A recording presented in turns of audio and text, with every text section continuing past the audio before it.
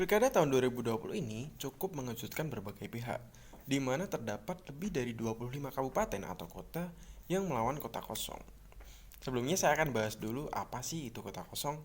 Dikutip dari Wikipedia, kota kosong adalah sebuah pilihan pungutan suara dalam beberapa yurisdiksi atau organisasi yang dirancang untuk mengizinkan pemilih untuk menyatakan ketidaksetujuan terhadap para kandidat dalam sebuah sistem pemungutan suara.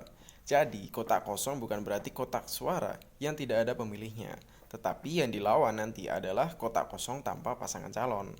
Untuk kamu yang peduli bagaimana nasib bangsa 5 tahun ke depan, kamu harus ikut serta menyemarakan pilkada ini dengan aman dan damai. Ingat, jangan sampai hak yang kamu miliki hilang sia-sia dan kamu menyesal di 5 tahun ke depan. Oleh karena itu, kamu harus gunakan hak pilih kamu besok. Sebelumnya, saya akan sharing-sharing ke kalian resiko-resiko apa yang akan terjadi jika kalian tidak menggunakan hak pilih kalian. Resiko yang pertama yaitu mempersulit kandidat yang disukai untuk terpilih. Yang kedua, bisa jadi kandidat yang buruk yang akan terpilih. Dan yang ketiga, memperbesar potensi manipulasi suara. Yang keempat, kita kehilangan peran untuk memperbaiki nasib di suatu daerah kita. Dan resiko yang terakhir yaitu pendapatan suatu daerah pasti akan terbuang sia-sia. Fenomena kota kosong dalam pilkada menjadi bukti kegagalan dalam proses berdemokrasi dan merupakan wujud tidak sehatnya pendewasaan berdemokrasi di masyarakat. Jika dalam pilkada ternyata dimenangkan oleh kota kosong, tentu ada banyak hal yang melatar belakangi hal tersebut.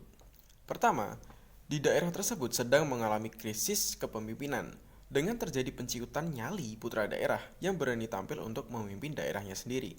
Yang kedua, merupakan kegagalan yang bersumber dari partai politik. Artinya, kemenangan kota kosong menggambarkan bahwa partai politik gagal mendengarkan suara, keinginan, dan aspirasi rakyat. Dan yang ketiga, parpol tidak bisa mencetak kader untuk menjadi calon terbaiknya yang mumpuni dan berkualitas untuk disodorkan, dipercaya, dan dipilih oleh masyarakat. Yang keempat, berakumulasinya sejumlah parpol untuk sebuah oligarki membentuk pemerintahan dengan kekuasaan politiknya yang secara efektif dipegang oleh kelompok elit kecil dari masyarakat. Yang kelima, sejumlah parpol juga membentuk oligarkartel sebagai suatu bentuk kerjasama di antara parpol untuk menghalau persaingan dan menguasai kekuasaan politiknya demi mengejar kemenangan tanpa melihat aspirasi rakyat. Yang keenam, masyarakat sudah cerdas dalam kontestasi politik dan tidak bisa dibeli dengan uang.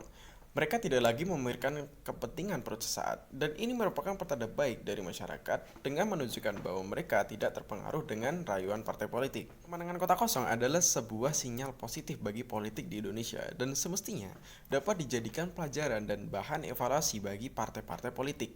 Yang selanjutnya menjadi pertimbangan dalam menghadirkan calon pemimpin yang mumpuni dan berkualitas. Oleh karena itu, mari kita sukseskan Pilkada serentak 2020 untuk keberlanjutan pembangunan daerah dan jangan lupa gunakan hak pilih kamu dengan baik.